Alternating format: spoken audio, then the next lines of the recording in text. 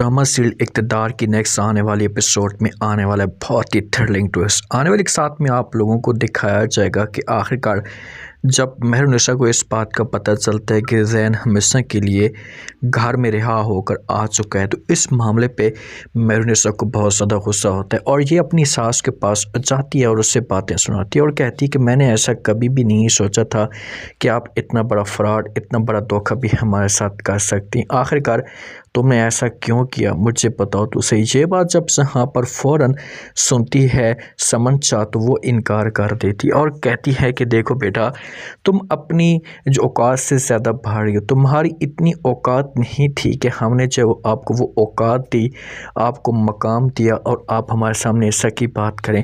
बेहतर से ही होगा कि आप अपनी औकात में रहें। तो आगे से इनकार कर देती है यहाँ पर मेहरुनिसा और कहती कि मैं अपनी औकात के अंदर ही हूँ, अपनी औकात में रहकर बात कर रही हूँ, लेकिन मैंने जो बात करनी थी कर दी। आपने मेरे साथ धोखा किया, मेरे ख़ानदान के साथ धोखा किया, मेरी माँ को अपने कंट्रोल में किया, से सहन करवा लिया, लेकिन अब मैं कभी किसी भी सूरत में हिम्मत नहीं हारूंगी और आप लोगों का डट कर मुकाबला करूंगी। जहाँ पर मेहरुनिसा दो टोक में ये सारी की सारी बातें कह देती है और गुस्से से यहाँ से चली जाती है। अपनी माँ के पास जाती है, अपनी माँ के ऊपर गुस्सा करती है, अपनी माँ को बातें सुनाती है और कहती है कि माँ जी, कम से कम तुमसे काम कर रही थी, कम से कम तुमसे काम कर रही थी तो तुम्हारा हक बनता था कि तुम मेरे साथ ये सब कुछ शेयर करती, मुझे बताती और उसके बाद फिर मैं आपको बताती कि क्या करना और क्या नहीं करना, और तुमने मेरे साथ कोई बात तक शेयर तक नहीं की।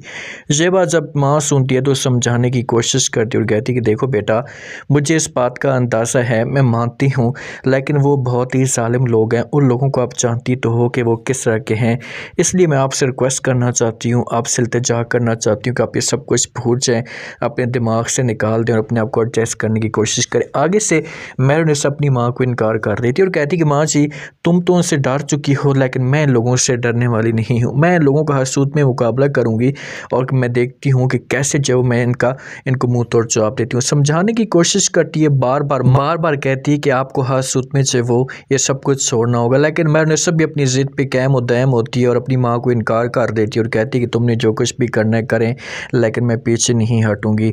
मेहरू नाराज़ होती है शहनवाज शाह से, शहनवाज शाह आता है, बात करने की कोशिश करता है और कहता है कि मेरी बात सुनो। आगे से मेहरू इनकार कर देती है, शहनवाज को कहती है कि मैं तुम्हारे साथ किसी किस्म की कोई बात नहीं करना चाहती, आप मुझे छोड़ दें। तो ये बात जब शहनवाज शाह सुनता है तो गुस्से से आग बगोला हो जाता है और मेहरू को कहते हैं कि आखिरकार तुम चाहती क्या हो, अगर ये सब कुछ मैं पहले तुम्हें बता देता था, तुम उस वक्त भी तमाशा खड़ा कर दी जो अब तुम कर रही हो।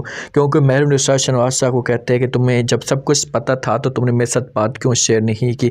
तो इसी वजह से मेहरू नाराज़ होती है। आगे से मेहरू इनकार करती है, शहनवाज को कहती है कि तुम सब लोग एक जैसे हो, एक दूसरे के साथ मिले हुए और तुम लोगों का एक ही प्लान है कि किसी भी तरह से इस केस को ख़त्म करवाना है।